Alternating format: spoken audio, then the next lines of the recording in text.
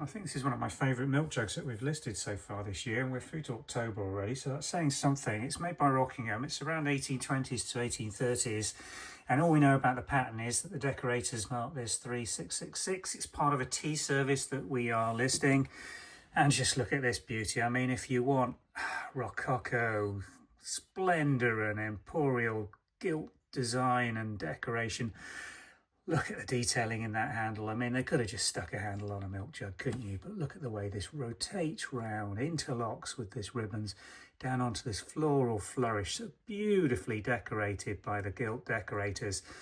Supported underneath again with more of those leaf folds just flowing through and fading away. Lovely moulded urn-shaped milk jug with this open bowl, 3.5 inch, lovely broad, big spout, large tall handle, and then this flowing pedestal base, and just look at the detailing all around that. Rim and inner lineage all in 24 karat gold.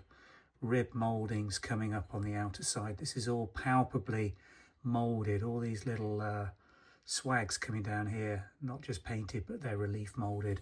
Same with this detailing around here and all around the underside of the rim. It's a thing of absolute beauty, and how they produce this to this quality and this finish in 1820 to 1830 is really astounding. 3666 pattern decorators marks just tucked in there on the base of the bowl of the milk jug. Nice and clean, no real condition notes. It's an absolute gorgeous thing. I just love that handle. I think if I was going to display this, I'd want that end pointing at me all day, so I could just detailing that they've got, the brushwork on that gilt that they've put around, the way it just feathers out. Beautiful. Real craftsman painted this. Absolute thing of beauty. Half-pint milk jug, one of the best we've seen. Rockingham, porcelain or felspar china, 1820s to 1830s. We've got some teacup sets in Georgian trios and English trios available.